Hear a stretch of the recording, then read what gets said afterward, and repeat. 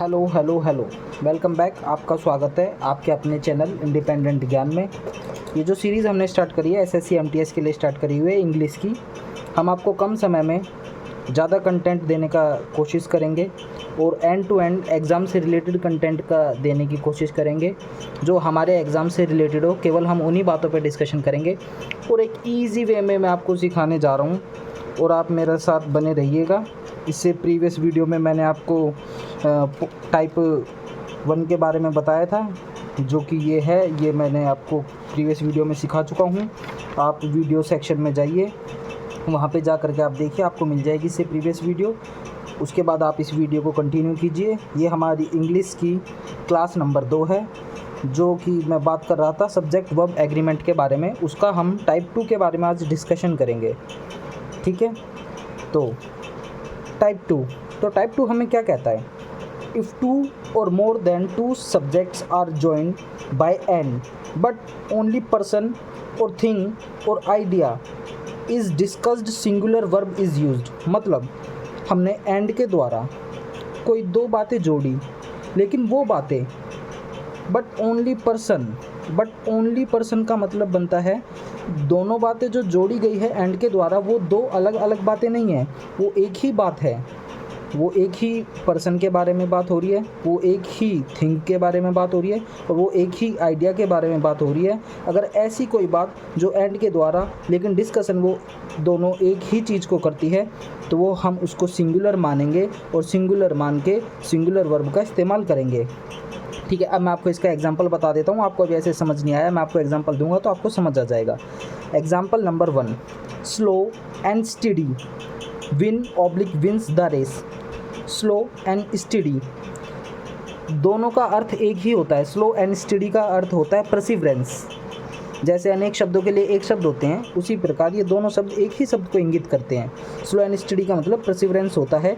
तो हम यहाँ पर विंस का इस्तेमाल करेंगे। अब आप बोलेंगे सर विंस का इस्तेमाल क्यों करा? सिंगुलर वर्ब के बारे में बोल रहे, बट सिंगुलर तो इधर विन है, ऐसा लग जा रहा है। नहीं बेटा, ये गलत है। विन हम वर्ब के साथ एस या ई एस का प्रयोग जब करते हैं जब हमारा सिंगुलर वर्ब होता है। ये याद रखिएगा, ये बहुत कंफ्यूजिंग कॉन्सेप्ट है, ये पेपर में आता है और ज़रूर आता है और ये कॉन्सेप्ट बच्चों को हिला देता है। तो इस कॉन्सेप्ट को याद रखिएगा। वर्ब के साथ एस या ई एस का प्रयोग जब होगा जब हमारे पास सिंगुलर वर्ब होगी। अगर प्लूरल वर्ब होगी वहाँ पर एस या ई एस का प्रयोग नहीं होगा। अगर यहाँ पर होता suppose that Ramesh and Mahesh, यानी कि हम 2 अलग पर्सन के बारे में बात कर रहे हैं, 2 अलग पर्सन के बारे में बात कर रहे हैं, तो वो प्लूरल वर्ब हो गया। तो प्लूरल वर्ब हो गया तो क्या आता? Suresh and Mahesh win the race. तब यहाँ विंस द रेस नहीं आता, विन द रेस आता। क्यों? क्योंकि 2 अलग पर्सन है तो प्लूरल हो गया। तो प्लूरल के साथ वर्ब के एस फर्स्ट फॉर्म के साथ एस या ई एस का प्रयोग नहीं किया जाता है। वर्ब की फर्स्ट फॉर्म के साथ एस या ई एस का प्रयोग जब किया जाता है जब हमारे पास सिंगुलर नाउन के बारे में बात हो रही हो। प्लूरल नाउन के बारे में बात होती है तो केवल वर्ब का प्रयोग किया जाता है, उसमें एस या ई एस की फॉर्म नहीं लगती है। आई होप ये आपको याद हो गया होगा। इसको याद कीजिएगा और आप इसको लिख के रख सकते हैं। ब्रेड एंड बटर, एंड के थ्रू ब्रेड एंड बटर को ज्वाइन किया गया है। Is are an uphill task to earn in this rat race. Bread and butter दोनों का अर्थ एक ही होता है, यानी कि रोजी रोटी। आज के समय में इस चूहे वाली भागदौड़ में रोजी रोटी कमाना बहुत ही मुश्किल कार्य हो चुका है। तो ब्रेड एंड बटर इज़, क्यों ब्रेड एंड बटर? क्यों? दोनों एक ही बात के बारे में डिस्कशन कर रही है। दोनों ब्रेड एंड बटर जो दोनों बातें हैं वो एक ही चीज़ की ओर इंगित कर रही है, जो कि हमारा सिंगुलर नाउन है। इसीलिए हम सिंगुलर नाउन के साथ सिंगुलर वर्ब इसका प्रयोग करेंगे, ठीक। लॉ एंड ऑर्डर, इसका मतलब ये होता है यानी कि कानून। Law and order is obligatory to be maintain. सीधी सी बात सर, आप बोलेंगे सर आपने बताया है हमें लॉ एंड ऑर्डर, एंड के थ्रू लॉ एंड ऑर्डर को जोड़ा जा रहा है, लेकिन दोनों का अर्थ यानी कि यहाँ पे आपको बताया गया था बट ओनली पर्सन थिंग और आइडिया डिस्कस्ड एंड के थ्रू जोड़ा गया है। लेकिन एक ही पर्सन के बारे में बात हो रही है, एक ही थिंग के बारे में बात हो रही है, एक ही आइडिया के बारे में बात हो रही है। एंड के थ्रू दोनों को जोड़ा गया है, लेकिन इधर एक ही आइडिया के बारे में बात हो रही है। इसीलिए हम यहाँ पर इज़ का प्रयोग करेंगे, ना कि आर का, ठीक है। अब मैं आपको कुछ ऐसे वर्ड भी बता देता हूँ जो कि एग्ज़ाम में ज़रूर पूछे जाते हैं, जो कि कन्फ्यूजिंग भरे होते हैं। तो आप इनको कहीं भी लिख लीजिएगा, इनको याद कर लीजिएगा, अपने दिमाग में बिठा लीजिएगा, इससे बाहर कहीं नहीं जाएगा। मैं जो आपको पूरी वीडियो में बताऊँगा, जो आगे की पूरी सीरीज़ कंटिन्यू करवाऊँगा, ये सीरीज़ अधूरी नहीं छोड़ूंगा। SSC MTS तो क्या, आप इससे SSC CGL प्री में भी आप अच्छी स्कोरिंग कर सकते हैं। एंड टू एंड है ये आपको एंड टू एंड मिलेगी, कोई बीच में आपको अलग से कोई चीज़ नहीं बताई जाएंगी। जो भी रिलेटेड एग्ज़ाम रिलेटेड चीज़ें हैं, कम समय में ज़्यादा चीज़ समझने का और समझाने का प्रयास किया जाएगा।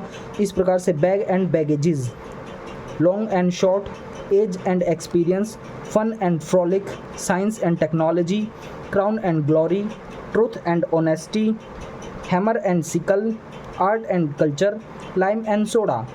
दोनों एंड के बारे में, एंड के थ्रू दोनों चीज़ें जोड़ी गई हैं, लेकिन इनका अर्थ एक ही होता है। इनको लिख लीजिएगा, याद कर लीजिएगा। ठीक, टाइप 2 से आप रूबरू हो चुके हैं। अब हम आपको टाइप 3 के बारे में बताने जा रहे हैं। टाइप 3 ए। टाइप 3 में 2 प्रकार होते हैं, टाइप ए और टाइप बी। ये तो मैंने केवल आपको समझाने के लिए, ऐसा कोई स्पेशली ए या बी को नाम नहीं दे रखा है। ठीक है।